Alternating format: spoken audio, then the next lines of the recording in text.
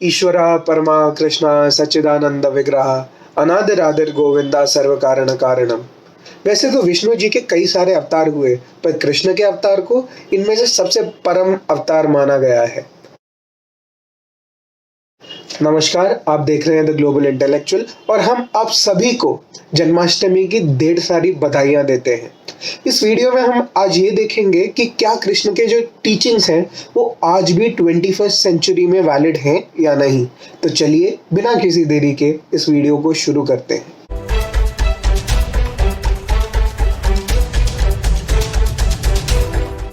कृष्ण के जीवन की पहली सीख, don't be afraid to question the current norms.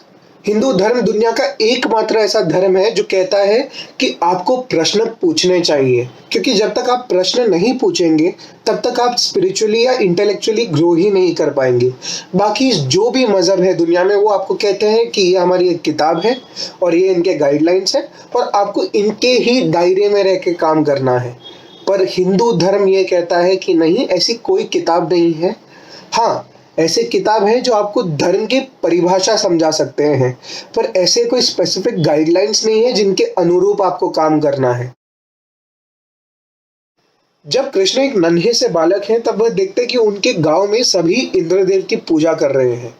वे सबसे पूछते हैं कि क्यों आखिर लोग इंद्रदेव की पूजा कर रहे हैं। तब उनके बड़े उन्हें बताते हैं कि लोग इंद्रदेव की पूजा इसलिए करते हैं क्योंकि इंद्रदेव वर्षा के देवता हैं।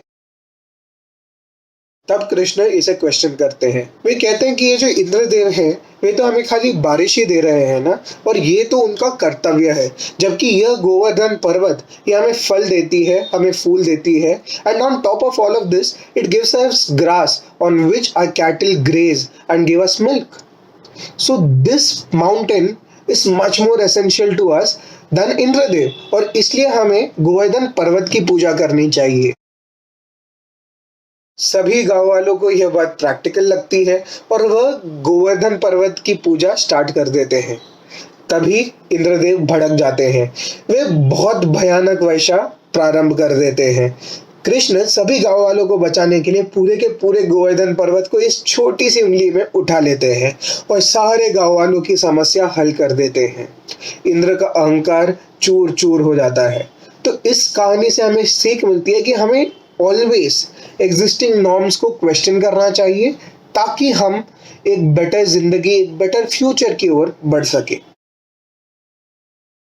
सीख नंबर 2, कृष्ण हमें ये सिखाते हैं कि अगर शांति का कोई भी मार्ग खुला हुआ हो तो हमें डेफिनेटली उसे अपनाना चाहिए, पर अगर सारे मार्ग ही बंद हो जाए तो हमें युद्ध में जाने से भी पीछे नहीं हटना चाहिए। क्या होता है कृष्ण के जीवन में? वे पांडवों की तरफ से शांति दूत बनकर हस्तिनापुर जाते हैं और वो कहते हैं दुर्योधन से कि अगर तुम एक न्याय देने वाले राजा हो तो पांडवों को अपना आधा राज्य दे दो, पर अगर इसमें भी कोई बाधा हो तो दे दो केवल 5 ग्राम, खाली 5 ग्राम या 5 गांव पांडवों को दे दो और हम वहीं पर खुशी से रह लेंगे, पर अपने खुद के परिवार वालों पर कभी हम हाथ नहीं उठाएंगे। और दुर्योधन अपने ईगो और अहंकार में आकर वह भी नहीं दे पाता है। हित वचन नहीं तूने माना, मैत्री का मूल्य न पहचाना, तो ले मैं भी अब जाता हूँ, अंतिम संकल्प सुनाता हूँ, याचना नहीं अब रण होगा, जीवन जय या के मरण होगा, टकराएंगे ग्रह नक्षत्र निकर, बरसेगी भू पर वर्य प्रकर, फणशेष नाग का डोलेगा, विकराल काल मुंह खोलेगा, दुर्योधन रण ऐसा होगा फिर कभी नहीं जैसा होगा। और अगर आप परिस्थिति को देखें तो कृष्ण को ये ऑफर करने की कोई ज़रूरत नहीं थी कि खाली मुझे 5 गांव दे दो और हम शांति बनाए रखेंगे, क्योंकि कृष्ण तो भगवान है। वे जानते हैं कि युद्ध का परिणाम भी क्या होने वाला है, पर वो फिर भी ऑफर करते हैं ताकि इतिहास पांडवों और उनको इस युद्ध का उत्तरदायी ना ठहराए। और इसलिए हमें कृष्ण से डिप्लोमेसी भी सीखनी चाहिए, जो 21st सेंचुरी की मांग है।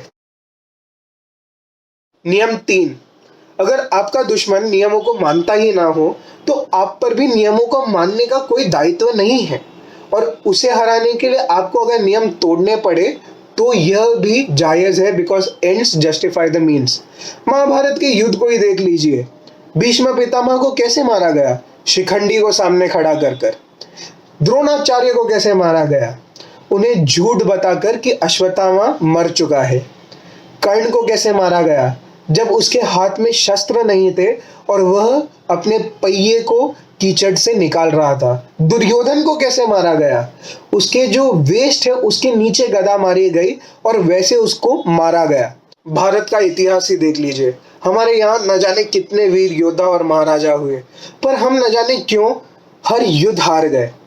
रीजन यही था क्योंकि हम हर युद्ध को नियमों के अनुसार लड़ते थे, जबकि हमारे जो दुश्मन थे वे हर युद्ध को हमारे पीठ पर वार करके जीत जाते थे। अगर भारत के इतिहास में एक ऐसा राजा हुआ जिसने कृष्ण के इस तीसरे सीख को एम्बॉडी किया तो वे थे छत्रपति शिवाजी महाराज।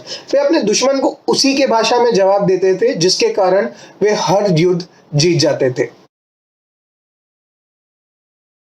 कृष्ण के जीवन की चौथी सीख, और ये एक बहुत ही इंपॉर्टेंट सीख है कि अगर आपके और आपके धर्म के बीच में कोई अपना परिवार वाला भी आ जाए तो उसे रास्ते से हटाना बिल्कुल जायज़ है। कंस कौन है कृष्ण के? कंस कृष्ण के मामा है। शिशुपाल कृष्ण के अपने परिवार वाले हैं, पर फिर भी कृष्ण हंसते हंसते उन्हें रास्ते से हटा देते हैं क्योंकि वे धर्म के बीच में आ रहे हैं और यह बिल्कुल भी एक्सेप्टेबल नहीं है। अर्जुन इस बात को नहीं समझ पाते। वे गांडीव हाथ से ये कहकर छोड़ देते हैं कि पितामह तो उनके अपने हैं, वे उन्हें कैसे मार सकते हैं। तब कृष्ण उन्हें गीता का लाइफ लेसन देते हैं जिसकी वजह से अर्जुन को यह बात समझ में आती है और वह फिर से पितामह से लड़ने के लिए तैयार हो जाते हैं। जो कृष्ण का 5वां लाइफ लेसन है वो बहुत इंपॉर्टेंट है और शायद वो उनके पूरे जीवन का लाइफ लेसन है।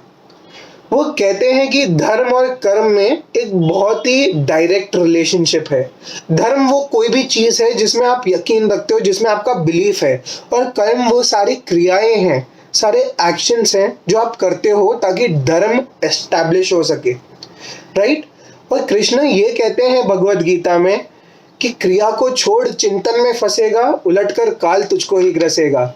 आप हमेशा रिजल्ट्स की चिंता करते हो और रिजल्ट्स कभी आपके हाथ में होते ही नहीं। आपके हाथ में सिर्फ अपना कर्म है जो आप कर सकते हो ताकि धर्म एस्टैब्लिश हो सके।